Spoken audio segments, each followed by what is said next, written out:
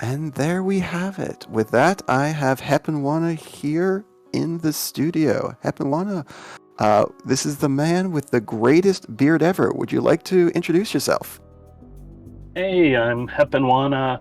I play a lot of indie games. I speedrun a few games, a lot of things casually, but LOVE+Kuso is my main speed game.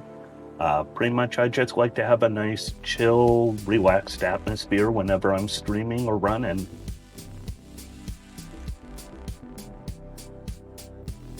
All right, so what I'm going to be playing is LOVE+Kuso. LOVE+Kuso is a very retro-inspired type of precision platformer. They're saying I love to do anytime that I do LOVE+Kuso for a marathon.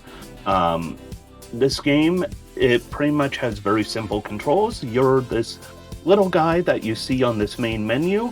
His name's 5'8". You could run left and right. You could jump. You can put down a checkpoint so that if you die, you'll respawn at that checkpoint.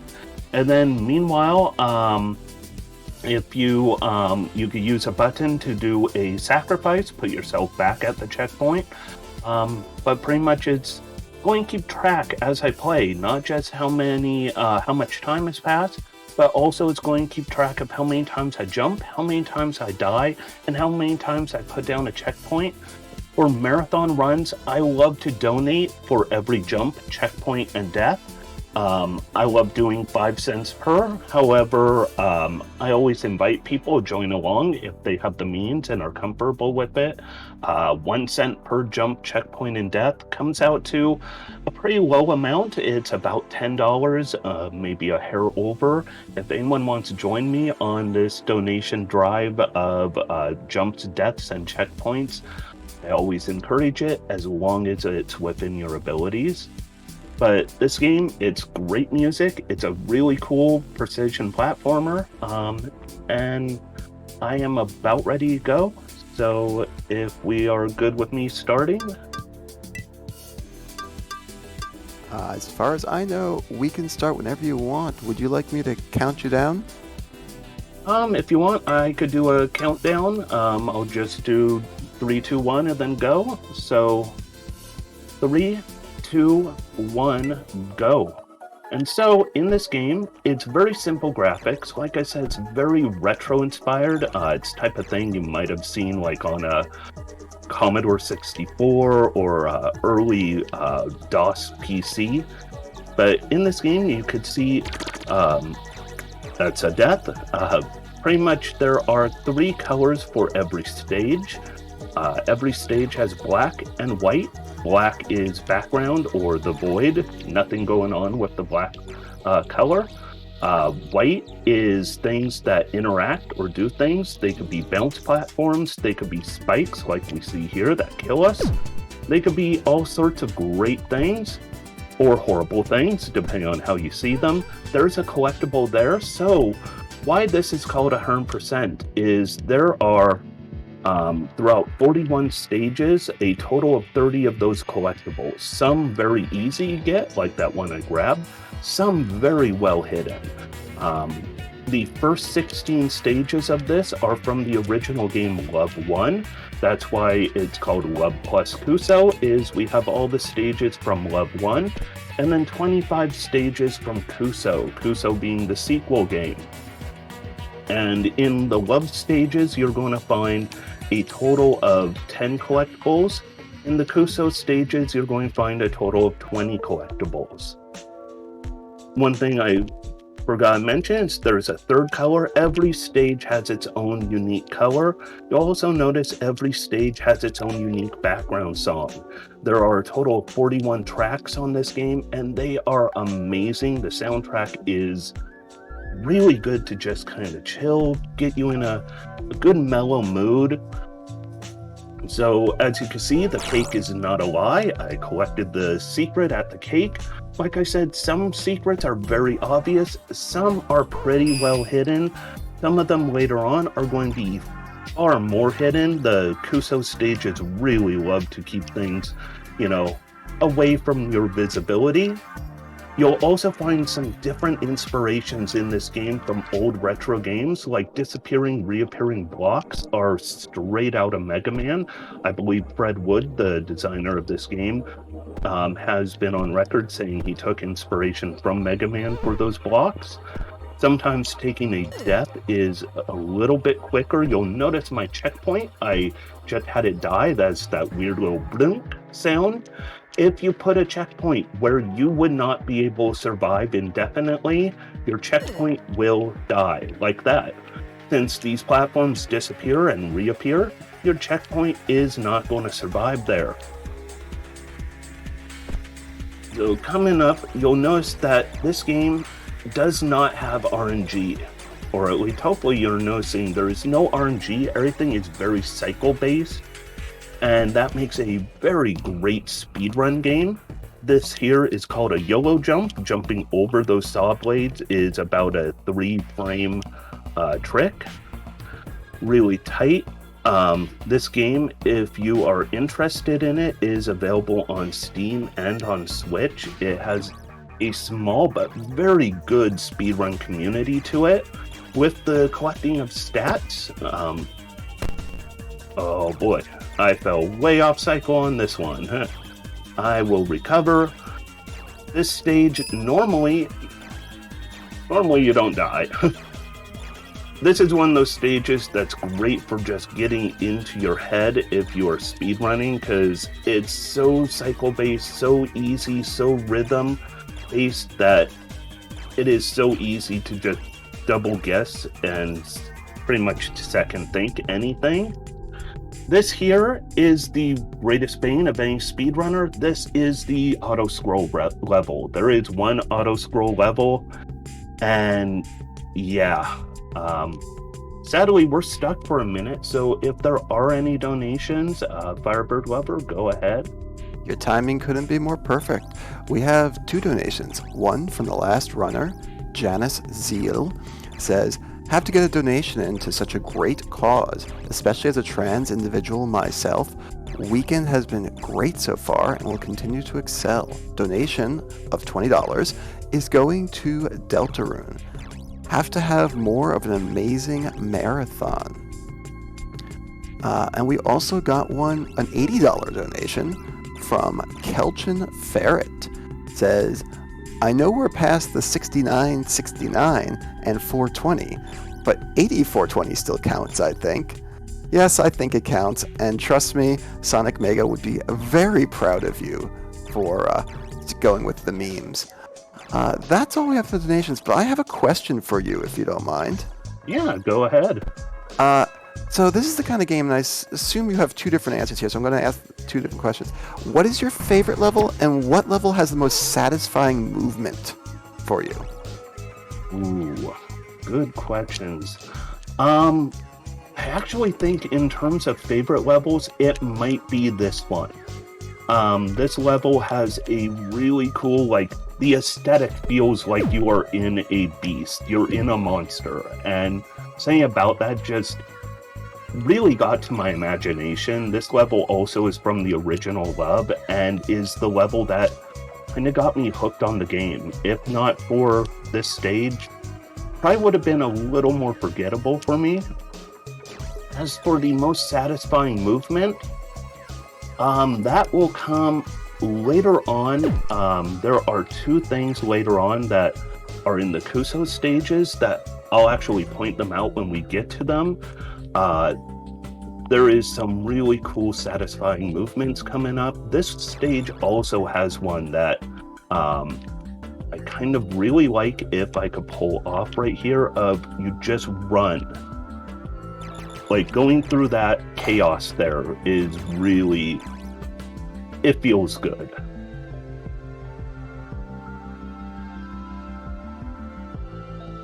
So in this stage, everything, just like any other stage, it's all cycle based. So as long as you stay on cycle, this game, in theory, very simple. The big challenge for this game is trying to keep on cycle and not fall off cycle across 41 very unique and diverse challenge sets. That was not smooth. I am doing marathon jitters.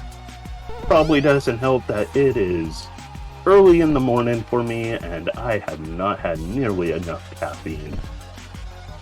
So I am going to try and get a cycle skip right there by getting ahead of that. This is another stage. Oh, go ahead.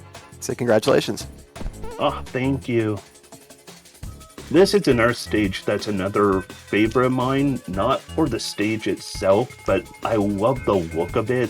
It looks icy, the music is really cool, really chill. So this stage here is all about portals. If you're a fan of Portal, perfect stage for you. And so now we are in Love 16. This is the final Love stage. You will notice a lot of things that you saw from previous stages. This is like the final exam. We're back in school. This is the final exam of love. Also, it means we're no longer going to be in love after we finish this stage. So I always like to say, if you have any love emotes, get a few swag jumps here. If you have love emotes, go ahead and spam them now, because we're soon going to be out of love. The great thing about this game is you can always come back to it and be in love all over again whenever you feel like it. This area right here is really, it's one of those that really gets to me.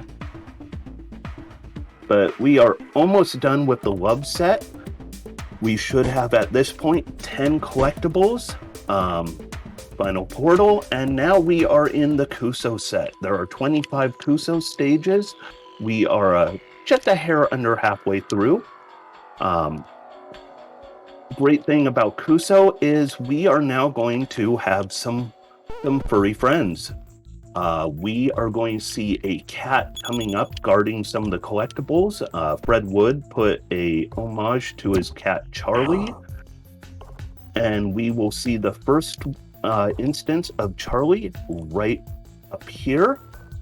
So if you have cat emotes, go ahead and spam them when we see Charlie, the good kitty. Sadly, Charlie is not with us anymore, but I cannot think of any greater way if you're a game developer of remembering your pet than, you know, putting them in your game as a nice little secret. Personally, I love that cat. Like, that cat is kind of the, I don't know, the mascot of the Kuso community.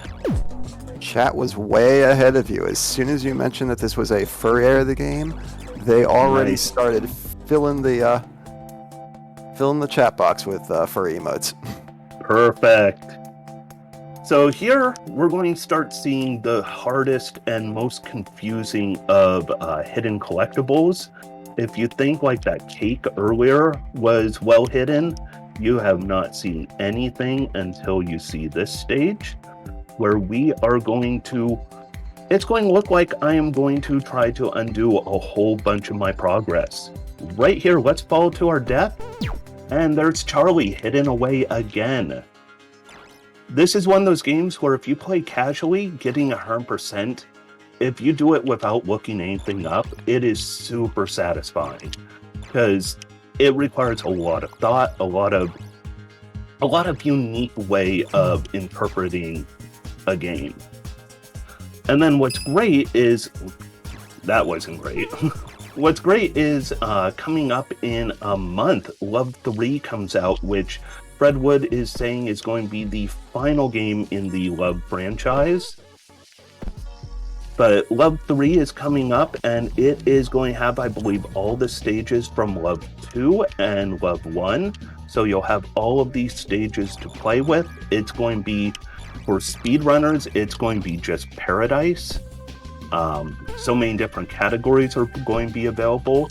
However, to make things extra fun with Love 3, the collectibles have become almost a whole new game within each level. So here is a tricky cycle skip, getting ahead of a cycle right there. Otherwise, we'd have to wait for that first platform to bounce on up. So here we have another great speed tech of a jump into the void. It looks like I was going to fall to my doom, but instead I landed on that platform down below. But Love 3 will be coming out pretty soon. There's a demo on Steam right now of 5 levels, and it's pretty amazing how it's 5 levels that have real good speed tech to them, but that's why you put down checkpoints. Like, right there is a good spot for a checkpoint. But Love 3 is going to have it where to find the collectibles in stages, you have to unlock different things. It's almost like a puzzle game within a platformer. I am not on my A game on this stage. This stage is one I have known for a long time as the bane of my running of this game. But now we're out of it. I love how the tempo picks up afterwards. We have something a lot more fun, a lot more energetic. The color is brighter, more vibrant. Which is good because coming up after this stage is going to be a really slow looking stage, really slow sounding stage, but also is going to be, in a lot of ways, this is one of the hardest stages. It's also the stage where going from 100% to any percent has the greatest difference in speed tech. 100%, you could go through that without pretty much any stop, any hesitation, but 100% getting that collectible requires a complete different reroute, which also means it is hard for people who are used to doing 100% to pretty much get in the mindset to do any percent and vice versa. And yet you made it look so easy. Made it look easy, but man, it gets your nerves going. Speaking of things that look easy, this stage does not look easy, but the collectible is even less easy to find. We need to run outside of the entire level. One of the few times white doesn't bounce or kill, it just is clouds. Big Charlie the cat there. I love that kitty. And so we should be coming up on another rather slow routine level right here. So I don't know if you have any other donations. Nope, there are no new donations that came in, but I just want to remind people that we are raising money for Trans Lifeline, and that we are doing this in conjunction with our supporter Walking Dog Records, which is provide all of the music you hear during the intermission.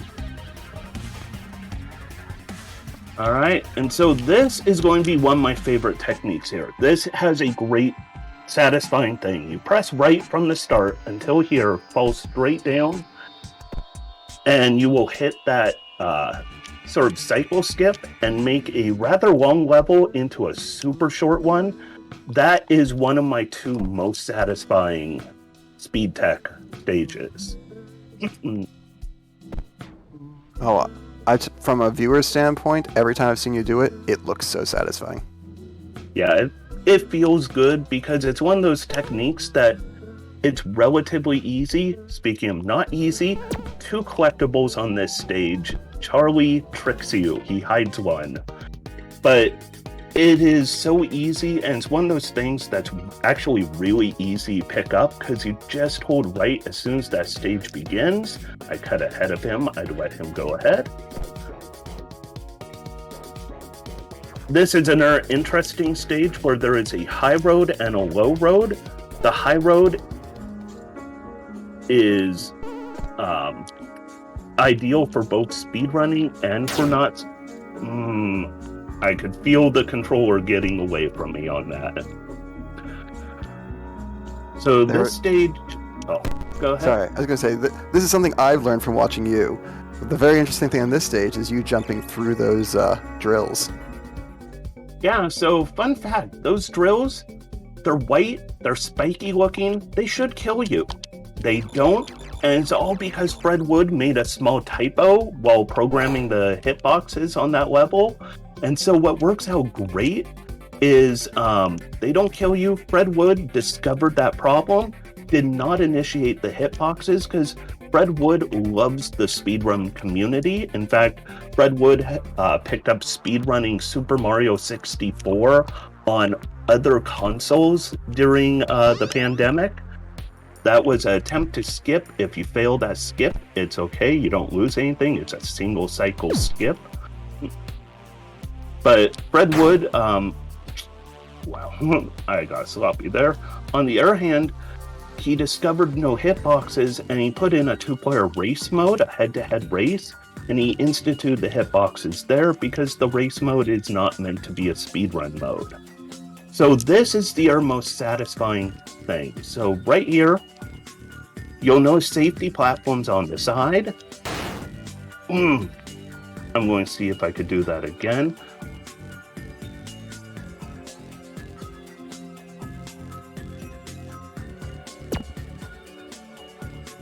One last try.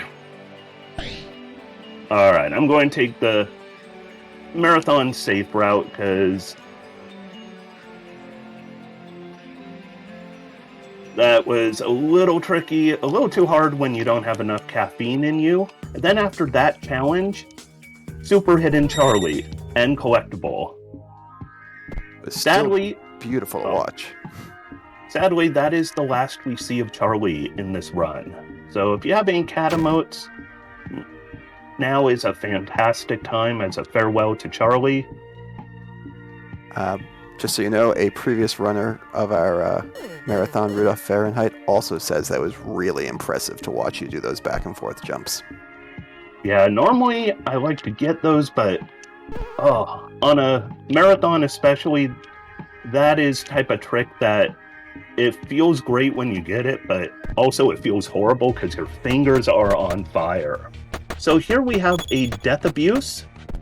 The intended strat, you run back and forth to safe areas to have those blocks get chiseled away by the gun a little at a time. Instead, I took a single death to get through in one cycle. So I should add, we are now at the penultimate level. After this comes the final exam stage for Kuso. Assuming I get through that. Got the marathon jitters going on in my hands. So this is the final stage of the run. There is one more collectible. In case you're counting, you're like, hey, you only got 29 out of 30. Don't worry, number 30 is coming up here. And you'll notice, just like the final stage of Love, this plays like a final exam. There's the guns that were getting me so badly earlier, that orange stage with the big moving rotors, there's that. Go ahead and cycle skip it. Here's that elevator again. Back for revenge, but this time I'm not letting it get me. The disappearing, reappearing blocks. The final collectible is right here. I should be at 30, which would make this a valid run. And we have one final upward ascent, then one final downward descent, and then we're going to be at time. So that's coming up in about 15 to 20 seconds, unless I kill a checkpoint right here, which I have done during runs before. It is not good for anyone doing that. Time is coming up real soon, and time. That there is LOVE+Kuso 100%. Got all 30 of those collectibles. And like I said, I love to donate for every death, which you can see we have 57 of those. Every checkpoint, we had 256. And every jump, which is 1,048 of those. If you want to join me from home, if you have the means to do 1 cent per stat, it'd be $13.61.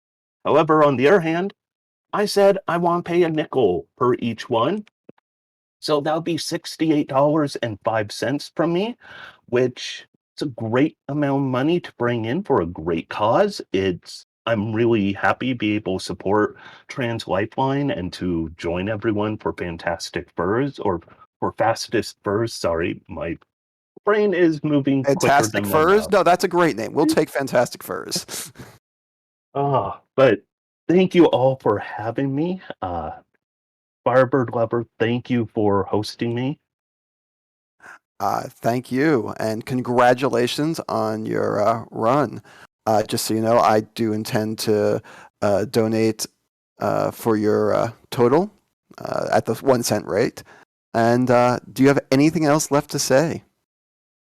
I don't think I have anything else left to say except just be good to each other and love each other. You know, this is all about helping Trans Lifeline, and I believe the world is just a lot better if we just are a lot more loving and good to each other. So do good for each other. Wonderful sentiment. Well, everyone, that has been heponwana playing Love to Kuso. I see all of your congratulations in chat, and please continue to give them as many as you can.